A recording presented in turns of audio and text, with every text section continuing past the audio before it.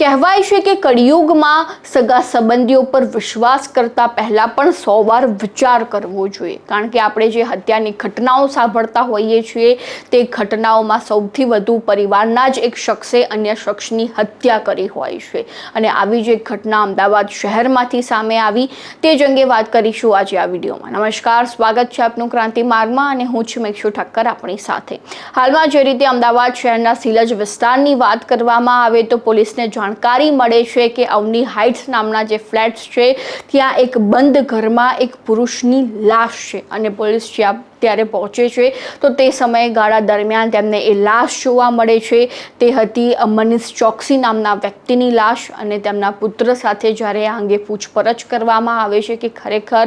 આ કોઈ હત્યા કરવામાં આવી છે કે કોઈ આત્મહત્યાનો કેસ છે તો તે સમયગાળા દરમિયાન જે મનીષ ચોકસી નામના વ્યક્તિ જે મૃત્યુ પામ્યા છે તેમના દીકરાની સોય જે તેમના મામાના દીકરાની સામે અટકી જાય છે। આશંકા તેઓ મામાના દીકરા સામે કરે છે કે જે રીતે છેલ્લા 13 દિવસથી એ અમારા ઘરે રહી રહ્યો હતો, અમે તેને સહારો આપ્યો હતો, તો ચોક્કસથી જે છે તે આ હત્યા મારા પિતાની હત્યા એ વ્યક્તિ દ્વારા એટલે કે મારા મામાના દીકરા દ્વારા કરવામાં આવી હોય તે રીતની આશંકા વ્યક્ત કરવામાં આવી। તો આ સમગ્ર ઘટનાને લઈને પોલીસ દ્વારા શું જણાવવામાં આવ્યું એકવાર તેમની પાસેથી પણ સાંભળી લઈએ। આજરોજ લગભગ સવારે 9:30 વાગ્યાની આસપાસ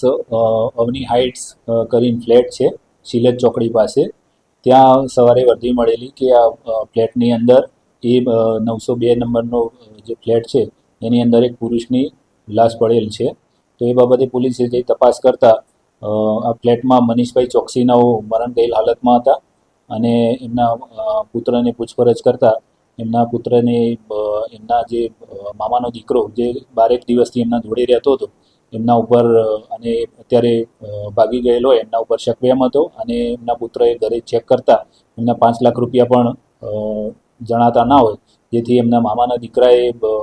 લૂંટના ઈરાદે હત્યા કરેલાનું પ્રાથમિક રીતે જણાય છે અને એ બાબતે BNS 103, 309(6) મુજબની ફરિયાદ લેવામાં આવી છે।